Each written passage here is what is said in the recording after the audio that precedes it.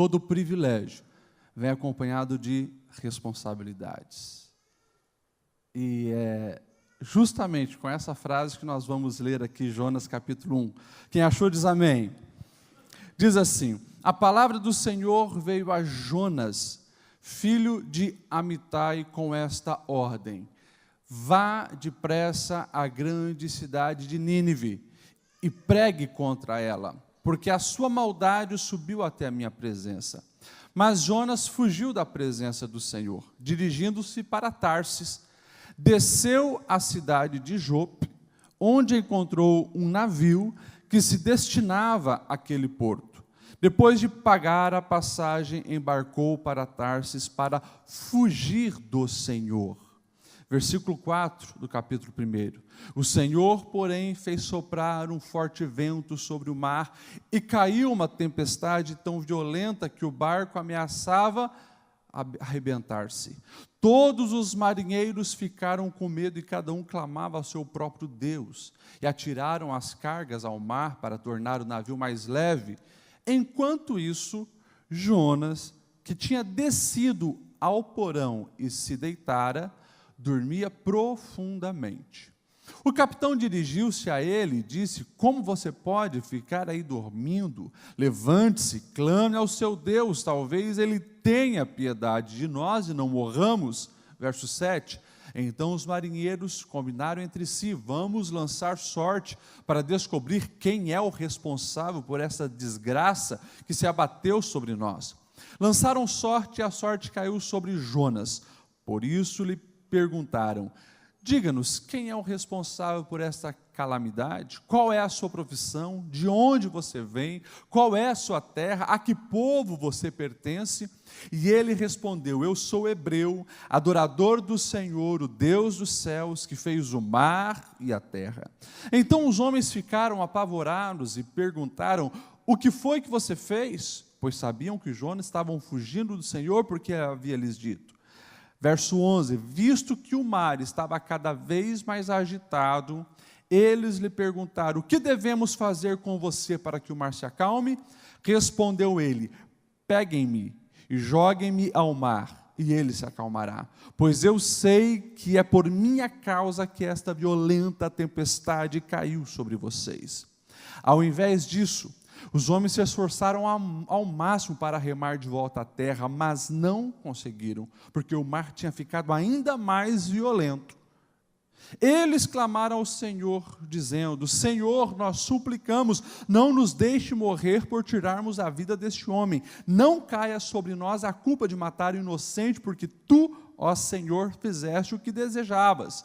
Em seguida, pegaram Jonas, lançaram ao mar enfurecido, e este se aquietou. Verso 16, ao verem isso, os homens adoraram o Senhor com temor, oferecendo-lhe sacrifícios e fazendo-lhe votos. E o último versículo 17, o Senhor fez com que um grande peixe engolisse Jonas, e ele ficou dentro do peixe 3 dias e 3 noites. Amém? Meus irmãos, quando eu falei que não queria ser dissonante ao que o Espírito Santo já está ministrando aos nossos corações, aqui já lembramos um pouco da grandiosidade do nosso Deus, cantamos uma canção linda, o grande eu sou, a maneira com que Deus se manifestava para o seu povo e muitas vezes para outros povos, mostrando o seu poder e a sua soberania. Também aqui já foi feita uma oração para que tudo aquilo que nós temos recebido aqui, também nos cultos de ensino, nesse mês de maio, possa não apenas ser teoria na nossa vida, mas possa ser prática. Por isso eu falei essa frase: todo privilégio vem acompanhado de grande responsabilidade. Nessa viagem, eu tive mais uma vez a oportunidade na cidade de Cafarnaum. E sempre que a gente chega lá, já na porta de entrada está escrito a Vila de Jesus, porque a Bíblia nos garante que Jesus ficou lá durante 2 anos morando, 2 anos morando lá. Não sei se foi na casa da sogra de Pedro, não sei aonde, mas Jesus ficou 2 anos morando lá. E lá foi o lugar onde mais Jesus realizou o milagre. É lá que aconteceu a famosa história da ressurreição da filha de Jairo, é lá que aconteceu a expulsão de demônios, é lá que aconteceu a restauração daquele paralítico que foi descido pelos amigos na corda, é lá que foi curada a sogra de Pedro. Milagres e mais milagres aconteceram na cidade de Cafarnaum, mas também Jesus faz questão de liberar uma palavra muito dura contra Cafarnaum, dizendo: Cafarnaum, tu que pensas que subirás ao céu, na verdade descerás ao inferno. Porque sem Sodoma, olha isso, sem Sodoma fosse realizado os milagres que aconteceram aqui, teriam se convertido. Portanto, no dia do juízo final, haverá mais rigor para ti do que para Sodoma.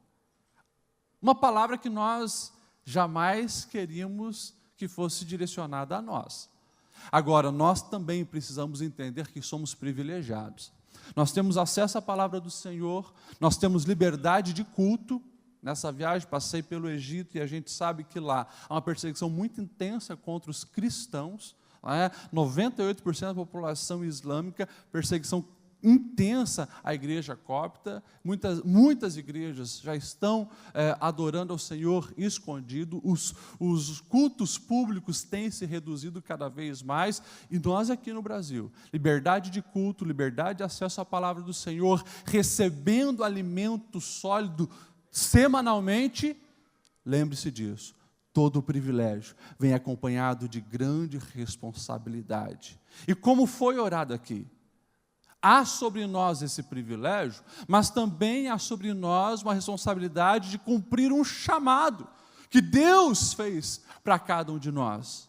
Você foi chamado para uma grande missão. E quando nós olhamos a história de Jonas, um livro que as crianças já começam aprendendo a história de Jonas, e qual a criança que nunca encenou isso, ou nunca brincou com os seus brinquedos de um grande peixe engolindo um boneco, porque já faz parte da história daqueles que crescem na igreja. Nós conhecemos a história de Jonas, e o texto já no capítulo 1 é bem direto.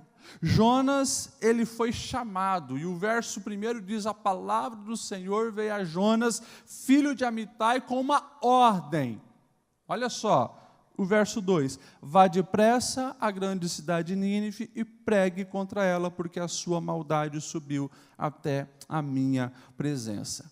Nós aqui então já temos alguns nomes. Nós temos o nome de Jonas, a palavra de Deus é remetida a ele, é citado o nome do seu pai, Amitai, e é citado o nome dessa cidade, Nínive, capital da Síria. E se você conhece um pouco do contexto bíblico, você começa a entender o porquê que Jonas, ele não queria ir até essa cidade, um povo que era inimigo ferrenho de Israel. Um povo que nas suas práticas bélicas era um pouco mais agressivo do que todos os outros, não exercia misericórdia e muito menos um tipo de honra que seja no meio da guerra. Era um povo que fazia atrocidades de maneira absurda. Eles gostavam não apenas de matar e conquistar os outros lugares, mas eles gostavam de ver o sofrimento daqueles que eles conseguiam guerrear e vencer. Eles queriam fazer os outros povos sofrerem. E se você ler um pouco da arqueologia e da história sobre os assírios e os ninivitas, você vai ficar um pouco chocado das maneiras que eles usavam para fazer os outros povos sofrerem. Nínive é a capital, então, dessa nação chamada Assíria. Sem falar dessas práticas de guerra assustadoras, um povo idólatra, um povo que exercia intensa feitiçaria, paganismo e assim por diante, e também um povo muito arrogante. A cidade de Nínive, os historiadores já comprovaram que os seus muros era algo quase que intransponível para a época. Muros de 30 metros de altura foram descobertos em alguns lugares na cidade de Nínive. A sua largura era tão grande que passava carruagens em cima. Então, Nínive era essa soberania, mergulhada no pecado, mas chega à narina de Deus, essa imundícia. E o Senhor, então, escolhe um dos seus profetas, Jonas, o chama para ir pregar contra Nínive. E é interessante que, quando nós olhamos aqui no versículo de número 1, nós vamos já ver a filiação do profeta Jonas, filho de Amitai. Você sabe quem é Amitai? Sinceramente falando, quantos aqui sabem quem foi Amitai? Levanta a mão. Realmente, a gente não sabe quem foi Amitai. Eu também não sei quem foi Amitai. Mas o que isso revela? Isso revela que Jonas, ele era filho de Amitai, alguém que a gente não conhece, e lá em 2 Reis vai falar da sua origem. 2 Reis, capítulo 14, 25, não vai falar que ele era apenas filho de Amitai, mas vai falar também que ele era profeta de Gat-Éfer, ou seja, uma região já que abrange a Galileia dos gentios. Lá na frente, quando ouvem falar que Jesus vem de Nazaré, da região da Galileia, e Gat-Éfer fica um pouquinho acima, eles vão dizer que daquela região não pode vir nada que presta. Então, Deus chama alguém que não tem filiação nobre, de um lugar insignificante, mas Deus chama. Deus chama. Porque quando Deus decide usar, não importa se tem pedigree, não importa se tem linhagem nobre, se tem sangue azul, Ele usa quem Ele quer, do jeito que quer, a hora que quer. Nós precisamos entender que quando o véu se rasgou e nós tivemos acesso ao Pai, nós também estávamos não apenas tendo o privilégio de desfrutarmos da presença de Deus, mas de fazermos parte da missão de Deus. Então, independente de onde você veio, independente da filiação que você tem, você pode ter certeza, Deus tem um chamado para você. Você pode pegar na mão de quem está do seu lado e falar isso para ele, Deus tem um chamado para a sua vida. Agora, nós vamos ver que Jonas, ele não concorda com a missão que Deus lhe estabeleceu. E é claro que a palavra vai revelar muitos momentos onde acontece esse choque da vontade, a vontade humana e a vontade divina, o chamado de Deus com o nosso próprio chamado, os nossos próprios desejos. E Jonas, ele é bem claro, é bem direto, em evidenciar que não queria isso, e ele desce para Jope, e depois ele pega um barco querendo ir para bem longe, ir para a Espanha, ir para Tarsis.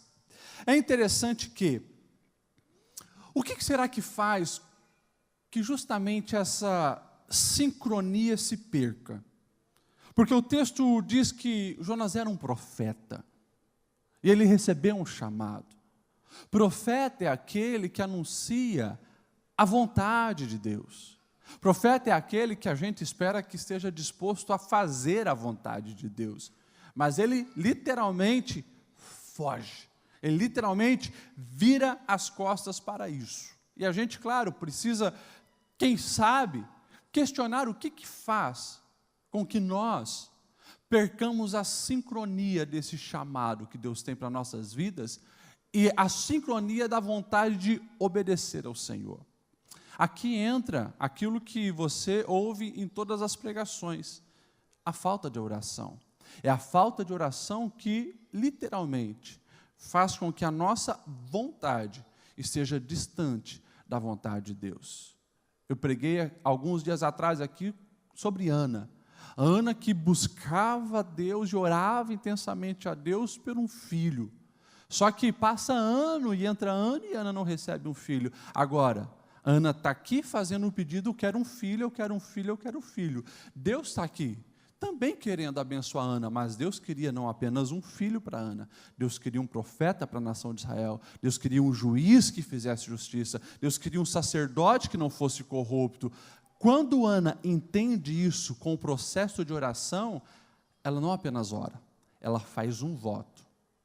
Ela ora fazendo um voto, Senhor, se tu me deres um filho, eu dedicarei e consagrarei totalmente a ti. Quando a vontade de Ana se casa com a vontade de Deus, ela recebe a bênção dela. Nós precisamos entender isso. A oração aproxima o nosso querer com o querer do Pai. E pode ter certeza, muitas vezes nós vamos estar nesse dilema de Jonas.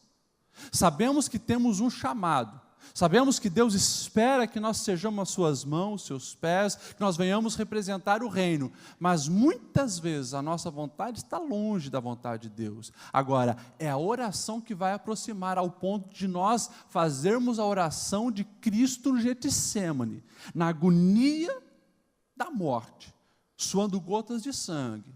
Deus, tem uma outra maneira? Pai, se possível, afasta de mim esse cálice, mas não seja feita a minha vontade, mas a sua vontade. E nós sabemos que foi assim que Cristo chegou ao fim e cumpriu a sua missão. Deus tem um chamado para você. Deus tem um chamado para mim.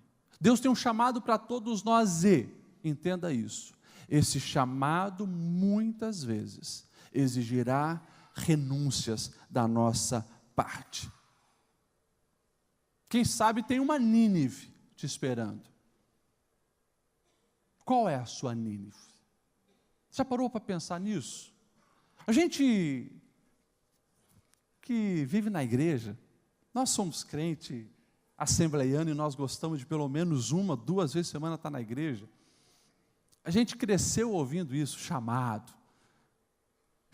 e a gente canta, né? Eu tenho um chamado. Isso é muito bom. Está claro para você qual é o teu chamado? Está bem definido para você qual é o teu chamado? Porque nós precisamos entender que sim, Deus tem um chamado, e algumas pregações aqui já ficou claro, que esse chamado vai muito além de coisas terrenas, de coisas que não são eternas. O chamado, e Jesus deixou isso bem claro, chamados coletivos, é fazer discípulo, é amar pessoas, é investir naquilo que tem valor eterno. Então, independente, o teu chamado é cuidar de adolescente, de jovem, de idoso, da sua família, se é investir, né, em alguma área específica, o teu chamado é para pessoas. E muitas vezes esse chamado vai ser tão difícil quanto o chamado de Jonas, é uma Nínive. Porque muitas vezes são pessoas que você não queria cuidar, que você não queria lidar, gente complicada, gente difícil, gente desobediente, gente como os ninivitas, rebeldes, adoradores de outros deuses, feiticeiros, arrogantes, violentos, sei lá. Mas todos nós temos um chamado. E o Senhor espera que nós não venhamos desistir da nossa missão. Por quê? Porque Ele confiou a nós, os cristãos, a sua grande missão. Você precisa ter bem claro que dentro desse chamado, a missão que Deus nos deu não é algo fácil. Como tem falado por aí nas redes sociais, a geração Nutella, né, é uma geração que só quer o bem bom, o doce, não quer pagar o preço, e quase que semanalmente eu atendo pais de adolescentes, pais de jovens, preocupados, alguns desesperados, porque não sabe mais o que faz, porque o filho não quer ter responsabilidade, não quer fazer alguma coisa que tem que pagar um preço muito caro, quer os benefícios, mas não quer pagar o preço, é mais ou menos assim. Só que no reino de Deus, você pode ter certeza que isso está descartado. Por mais que nós venhamos sim desfrutar de muitas coisas boas, como já foi falado aqui na oração de gratidão, a salvação, a paz que nós temos, a experiência de desfrutar da presença de Deus, isso não tem nada no mundo que possa pagar. Mas existe sim um preço que nós precisamos pagar para cumprir o nosso chamado, a nossa missão e sermos relevantes naquilo que Deus espera que nós venhamos a ser.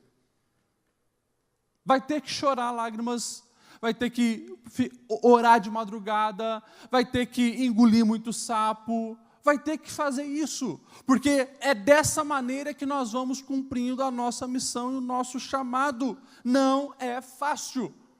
Ou você pensa que a grande Maria agraciada por Deus, quando estava lá, vivendo em Nazaré, na expectativa de logo casar com o seu crush José, love para cá, love para lá, mas por certo uma jovem que era piedosa, servia ao Senhor, tinha, quem sabe, uma grande perspectiva sobre ela, mas de repente um anjo aparece, a chama de agraciada e diz: olha, você receberá um filho, o Filho de Deus. O Espírito do Senhor estará sobre você, e você será a mãe do Salvador, Jesus. Se você traduzir isso para a cultura da época, você pode entender que era desprezo, era risco de morte, porque uma moça que ainda não casou aparecer grávida, apedrejamento, abandono dos seus familiares, e é daí para mais. Só que a resposta de Maria é linda. Lucas 1, versículo 38, sou serva do Senhor, que aconteça em mim, conforme a sua palavra. Meus irmãos, Deus tem um chamado para cada um de nós, e que nós não venhamos virar as costas para aquilo que Deus deseja fazer através de nós. Grandes coisas o Senhor deseja fazer através da sua vida, e o que precisa ser compreendido por nós, os cristãos dessa geração, é que à medida que a podridão humana aumenta e tem aumentado, à medida que as mentiras aumentam e tem aumentado, a violência aumenta, o desrespeito aumenta, as destruições familiares aumentam, a pecaminosidade humana aumenta, o egoísmo, o hedonismo aumenta, nós precisamos nos posicionar como agentes do reino de Deus e sermos resposta para tudo isso que tem acontecido. Não podemos virar as costas para o chamado. Sabe por quê? Escute o que eu vou te dizer. Porque só existe uma maneira de você virar as costas para o chamado e fugir do teu chamado. É virar as costas para o próprio Deus e fugir de Deus.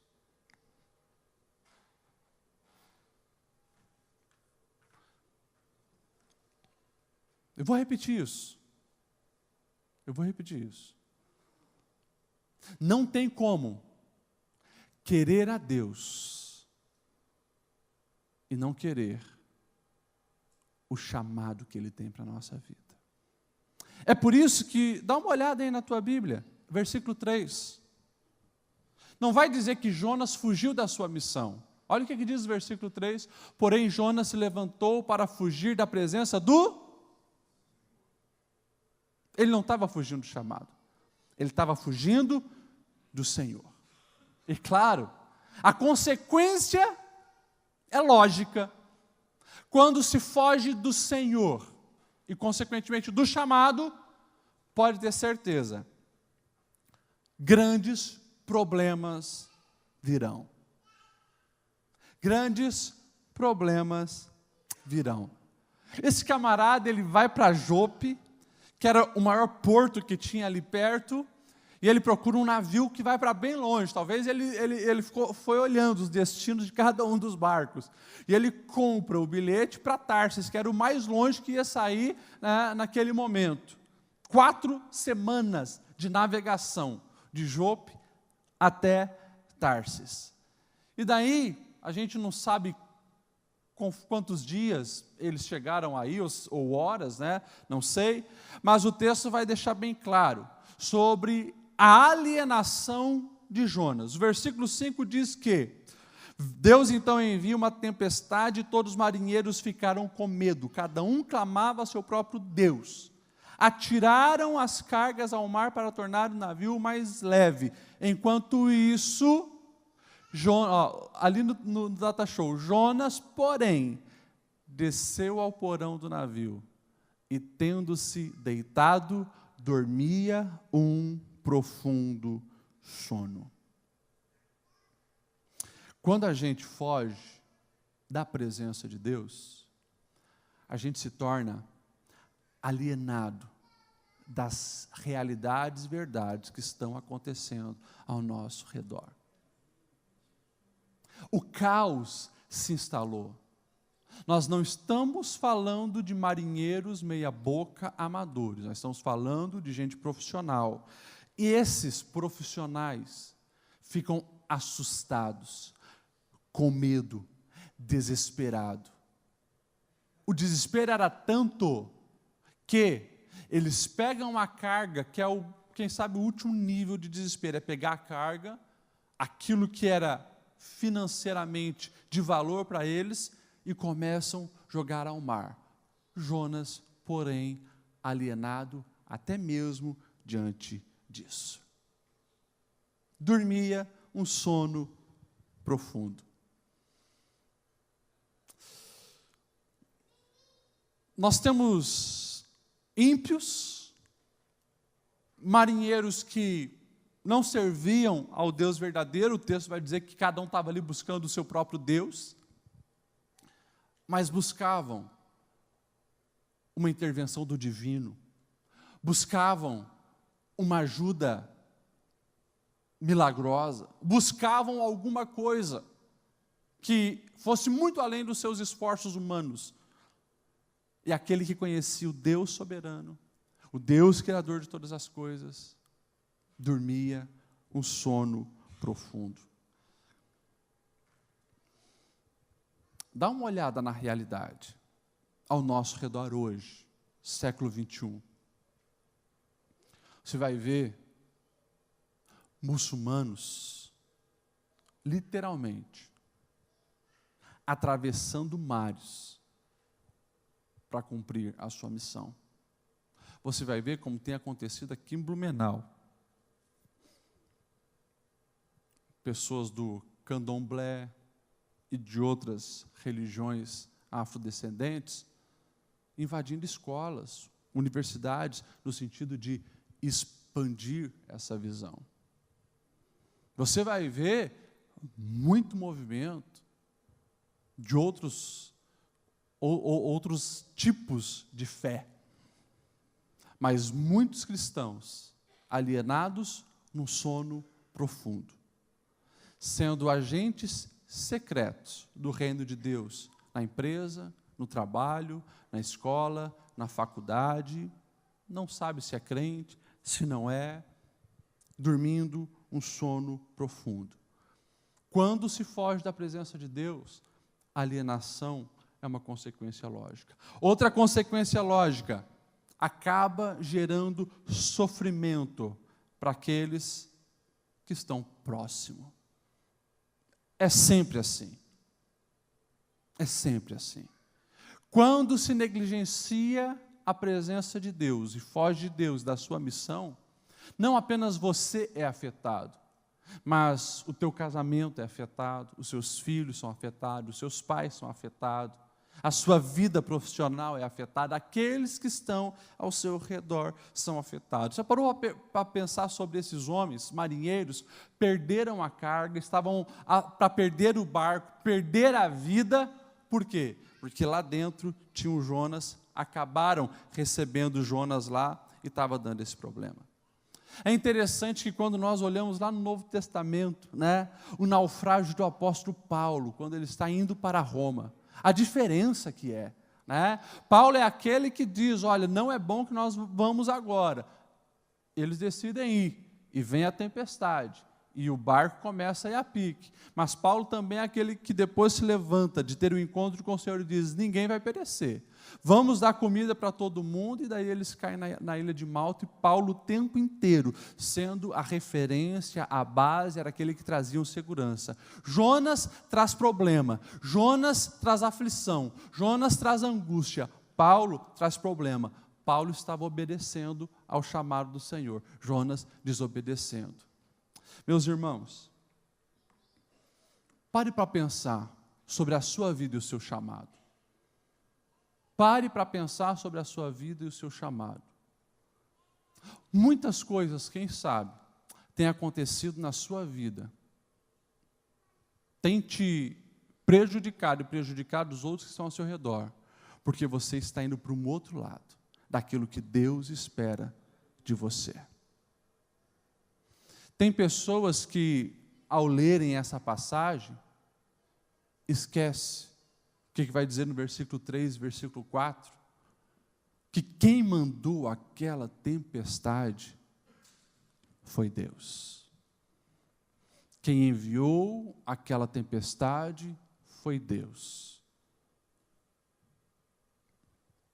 Deixa eu aplicar isso, esclarecer isso.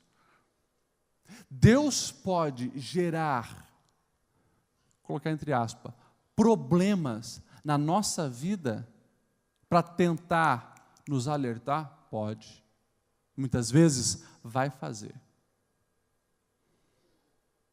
Muitas vezes vai fazer para te dar um chacoalhão, para te despertar, para você sair daquela mentalidade reduzida da sua cabeça, da nossa cabeça, limitada, que não consegue entender a dimensão dos propósitos eternos de Deus, apegada-se à realidade apenas terrena, e a gente fica nessa limitação,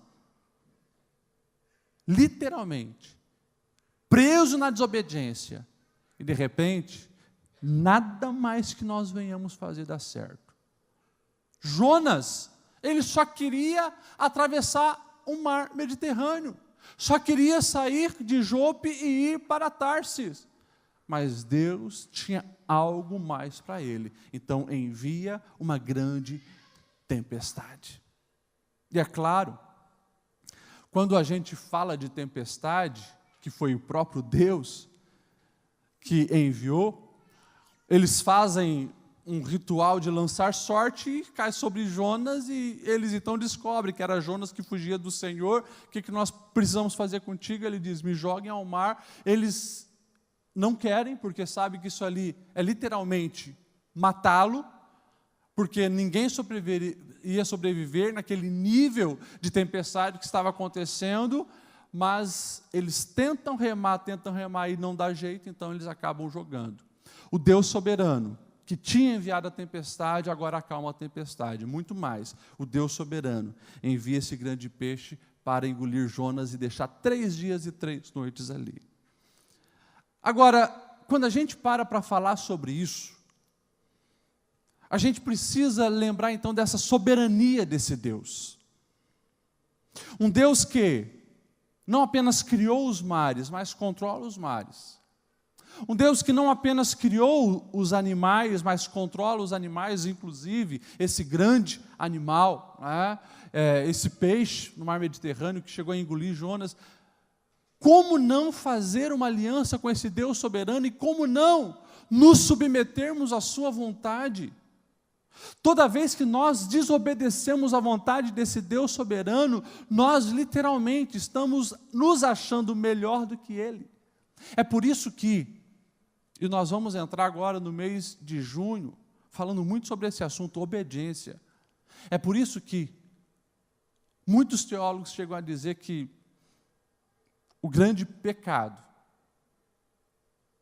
é o pecado de não obedecermos a palavra de Deus, de não obedecermos os comandos de Deus, porque quando nós viramos as costas para os decretos de Deus e negligenciamos os seus comandos, literalmente, nós estamos nos achando melhor do que Deus,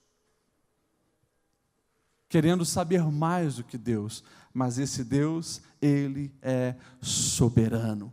Como pode o ser humano querer desobedecer ao Deus soberano? Não tem lógica. Mas é o que nós de vez em quando estamos fazendo na nossa caminhada. Nós estamos virando as costas para o Deus soberano. Isso só vai gerar o quê? Tempestade, problema, confusão, dissabor, angústia, vazio. Por quê? Porque se Deus te fez para Ele e para cumprir os propósitos dEle, é isso que vai trazer a satisfação de alma que você precisa. Eu vou repetir isso, porque é recado de Deus ao seu coração. A humanidade tem buscado em tantos lugares essa satisfação e não tem encontrado. Você anda pelo mundo, você conversa com pessoas, você visita lugares, você pode ir numa faculdade, numa escola, num trabalho, na rua. O que você mais vai ver hoje é pessoas vazias de um propósito maior.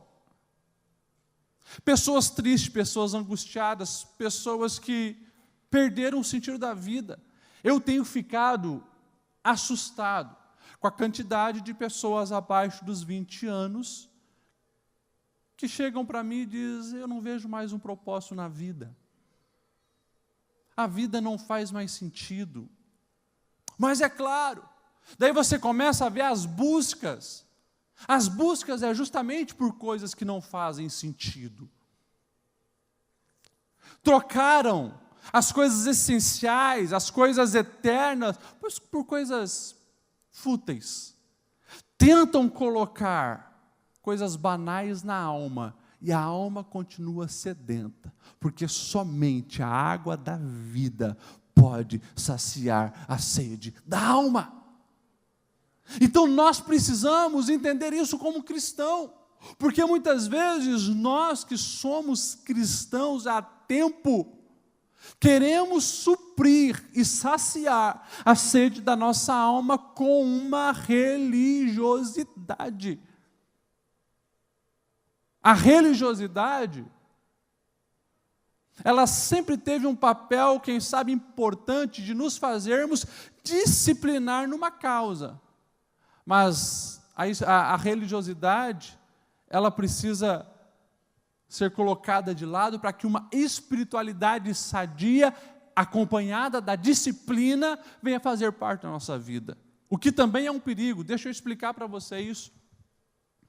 Muitas pessoas, nessa tentativa de fugir dessa religiosidade, porque já percebeu que ela não sacia a sede da alma, esquece também dos princípios da palavra de Deus e querem viver uma vida de qualquer jeito, não regrada pela palavra de Deus e pelos princípios eternos. É aquela velha história: eu vou então servir a Deus na minha casa, eu vou servir a Deus pela internet, eu não preciso de comunhão, não preciso de igreja, não preciso de pastor, eu não preciso de família, não preciso de nada.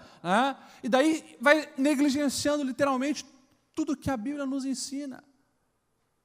E vivem vidas vazias e fúteis do mesmo jeito. O que nós precisamos é ter experiência com Deus, que é a fonte inesgotável, que é o que preenche a nossa alma, mas que precisa, cada vez mais, a nossa vida estar desejosa por isso. É aquilo que o salmista vai dizer: como a corça anseia por águas, assim a minha alma anseia por ti. Eu tenho falado algumas vezes aqui, não somos o camelo, essa figura do deserto que bebe um pouco de água aqui e caminha muitos dias sem. Não, nós somos como corça, que nós precisamos cada hora água corrente, a água que sacia a alma, é da presença de Deus. Mas não negligencie essa busca dedicada, não negligencie a sua oração focada, o teu tempo de oração, o teu tempo de busca, porque muitas vezes nós estamos vivendo vidas muito aquém daquilo que nós deveríamos viver. Por isso, essas confusões do mundo gospel: não, mas eu posso orar em todo o tempo, eu estou no carro orando. Realmente pode orar, eu estou aqui na igreja, mas eu lembrei de alguém, vou orar. Ok, não tem problema. Agora, o relacionamento que vai literalmente colocar o nosso ser interior em ordem é aquele momento concentrado em Deus. É o que Jesus fazia, tirava horas. Estou indo para o jardim do Getsemane, estou subindo aquela montanha, preciso do tempo a sós com o meu Deus. E isso tem sido negligenciado por muitas pessoas, e isso tem gerado essa confusão nos nossos dias, e isso tem feito com que o chamado não esteja latente, e muito menos a presença de Deus esteja direcionando a nossa caminhada. Amém ou não amém? Meus irmãos, todos nós precisamos orar mais. Do púlpito à porta, nós precisamos organizar a nossa agenda diária, que é uma loucura para todo mundo, mas nós precisamos tirar mais tempo com Deus em oração, porque é muito tênue essa linha de nós nos distrairmos, de nós nos desviarmos, de nós sermos um Jonas. nome de profeta, crente da Assembleia de Deus, mas que vira também as costas e vai para longe. Mas enfim, deixa eu correr aqui para nós entrarmos no outro ponto. Falei que todos nós temos um chamado, e a segunda verdade, quando nós não obedecemos esse chamado, fugindo da presença do Senhor, as consequências são as piores possíveis. E aqui, como um pastor que ama essa igreja, estou aqui há 20 anos e cresci com tanta gente, infelizmente vi tanta gente também se perder no caminho, mas escute o que eu vou te dizer. Busque entender o chamado de Deus para a sua vida. Olha as dicas que Jesus já deu, como eu falei, são pessoas, esse é o chamado de Deus para a sua vida. Agora, não negligencie esse chamado, não vire as costas para esse chamado. Quando você vira as costas para o Senhor e o seu chamado, você vai se dar mal. Não tem outra opção, você vai se dar mal. Então aprenda com os erros dos outros. Não precisa você sofrer, não precisa você dar com a cara na parede, não precisa você perder a sua família, não precisa você perder a sua saúde, não precisa. Ouça o chamado de Deus. Por quê? Porque esse Deus, Ele é um Deus de misericórdia. E mesmo Jonas, que se rebelou contra Deus e fugiu, Deus deu uma nova chance, Deus alertou ele. Deus envia um grande peixe, porque o próprio Jonas sabia que ia morrer. E eu não sei, depois tem que conversar com os psicólogos aí para ver o que eles pensam a respeito desse pensamento de Jonas, se Jonas preferia a morte do que pregar para os ninivitas, não sei. Mas ele diz, olha, me joga no mar. Só que Deus dá uma nova chance para ele.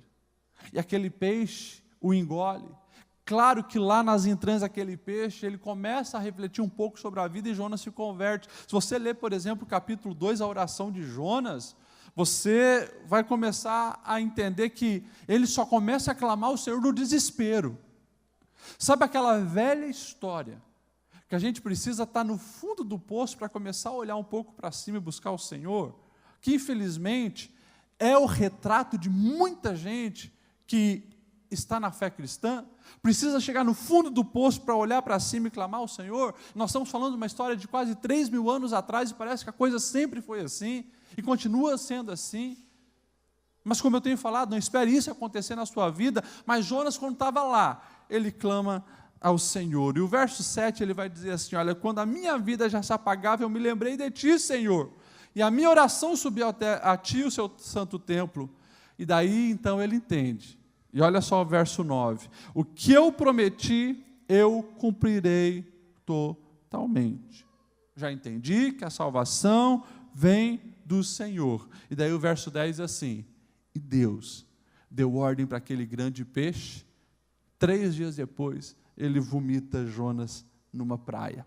E Jonas tem que caminhar alguns quilômetros, alguns dias, até chegar na cidade de Nínive. Deus deu uma nova chance para Jonas, e Deus deu uma nova chance para Nínive. Porque se você ler o versículo 1 e versículo 2, você vai ver que o chamado era simples. Jonas, prega contra Nínive, dizendo que será destruída. Jonas vai.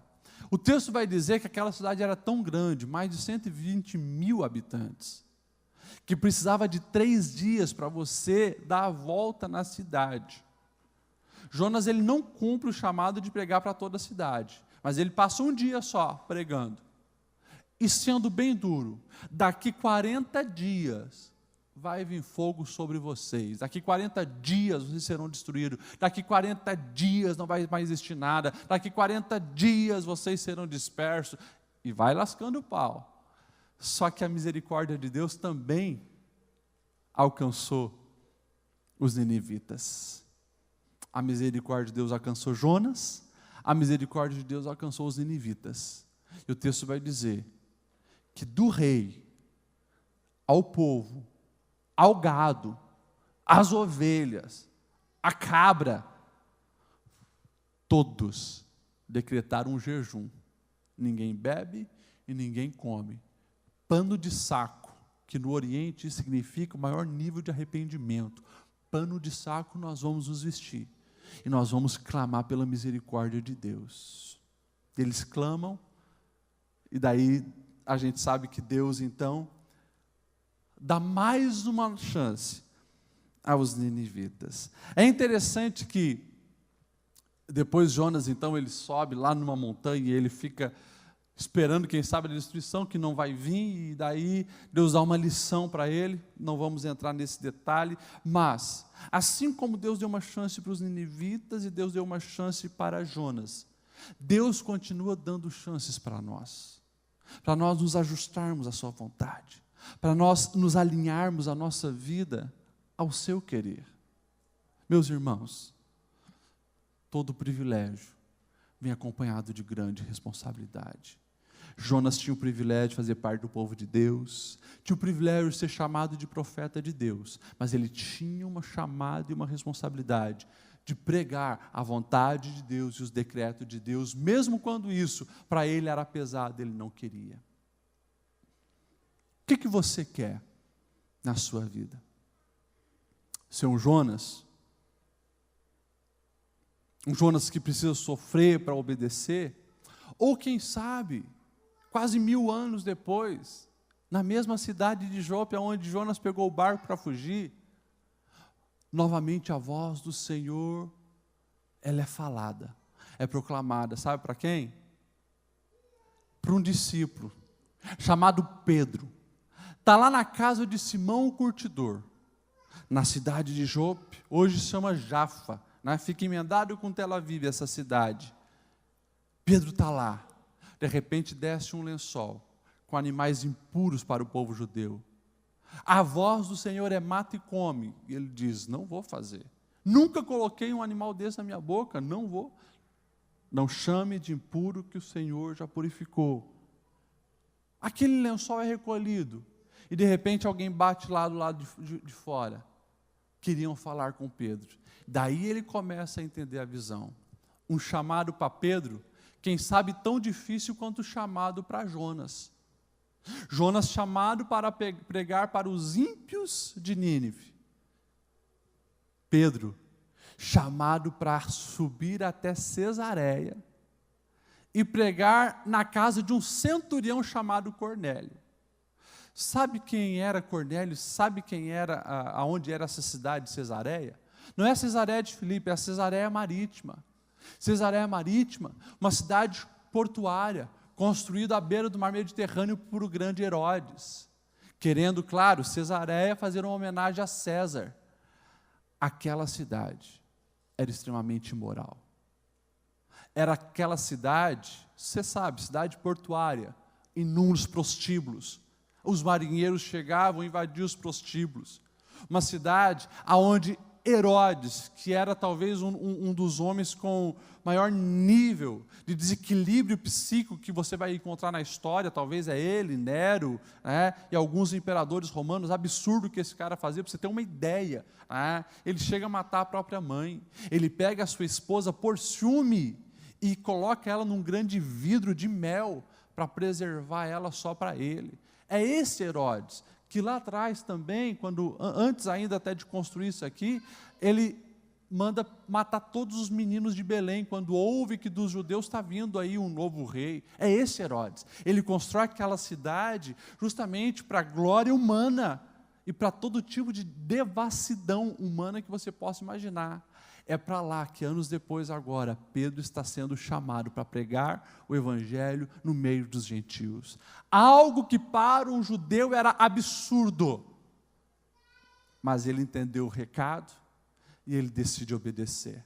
Ele vai, prega a palavra, o Espírito Santo toma aquela casa e o nome do Senhor é glorificado. Claro que depois ele vai ter que resolver isso, porque os próprios outros apóstolos e presbíteros chamam ele, como que você sentou na mesa dos gentios, entrou na casa dos gentios, e daí ele começa então a explicar do chamado e da vontade de Deus para a sua vida.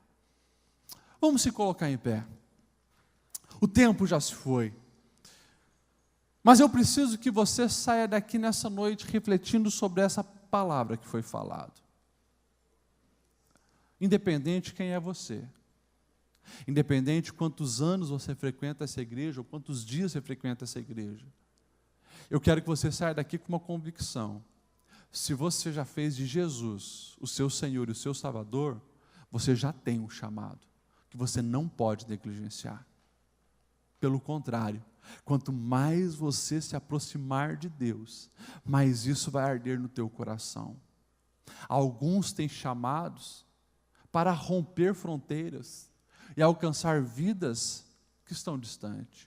Outros têm um chamado para fazer a diferença onde você está. Para estender a mão para aquele adolescente que está lá na tua escola, desesperado, pensando em tirar a vida, cujos braços já estão todo dilacerado pelas giletes que vive se cortando. Você foi chamado para fazer a diferença lá.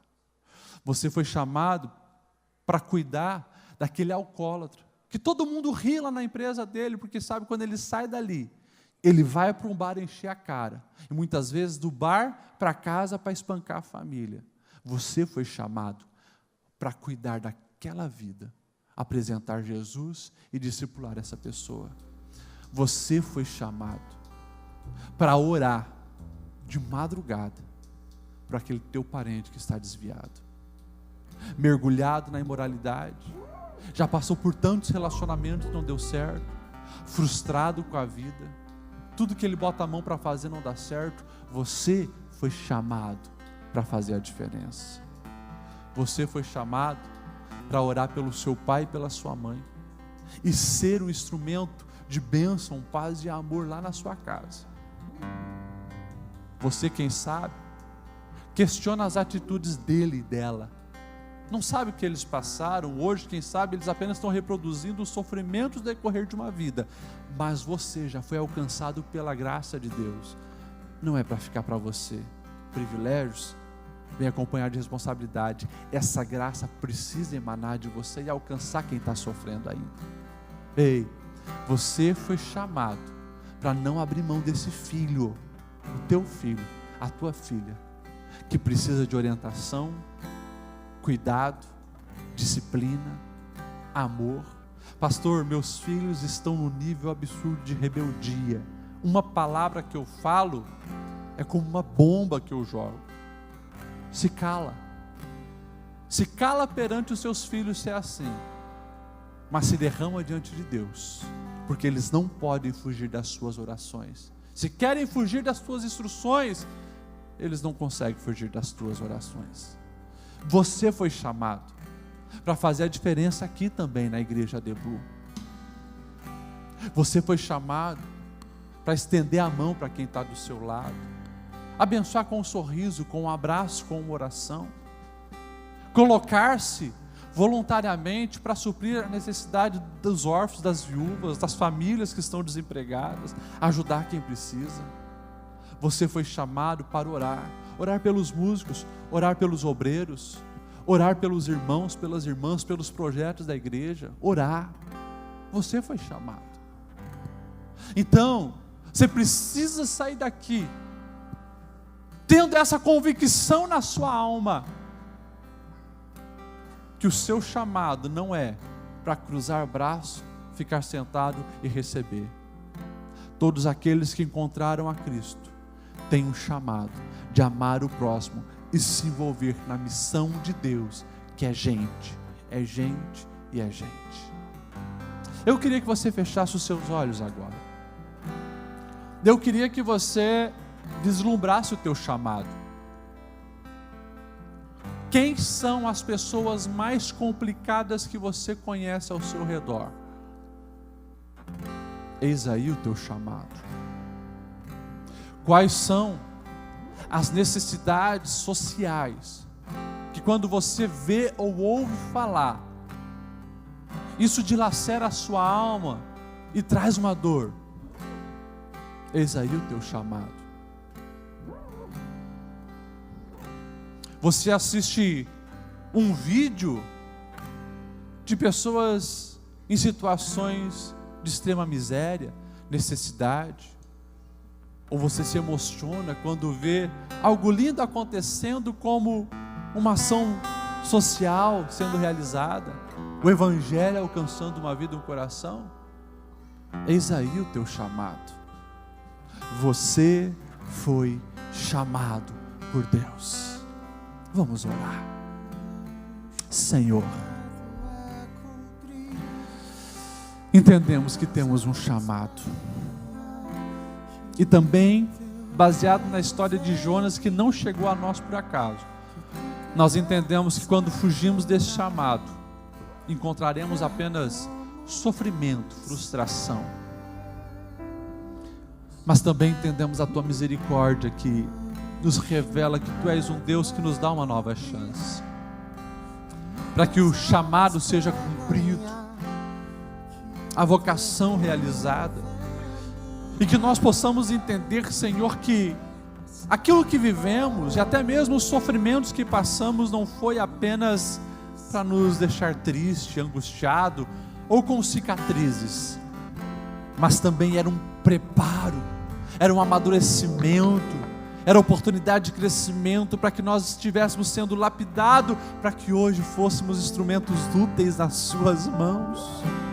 Ah, Deus, nos perdoa, porque muitas vezes temos tentado fugir do chamado, e temos fugido também da tua presença, se esquecendo que é apenas em ti e ali que encontraremos o real sentido para a vida e para a existência. Nós queremos, Senhor, a tua presença, e queremos sim cumprir o teu chamado, porque sabemos que a tua vontade para cada um de nós é boa, é perfeita, é agradável. Por mais que doa, por mais que vai gerar sim desgaste, por mais que vai necessitar de esforços, nós dizemos sim. Nós dizemos sim ao teu chamado, nós dizemos sim ao teu querer, e nós queremos, Senhor, que a tua presença esteja nos ensinando, nos fortalecendo e aumentando a nossa fé, para que nós venhamos, Senhor, também amar esse chamado e querer cumprir o teu querer. Desperta-nos, Senhor, para essa realidade. Desperta-nos, Senhor, para um novo tempo. Desperta-nos, Senhor, para uma nova fase. Desperta-nos, Senhor, para irmos sim às águas mais profundas e fazer o teu querer.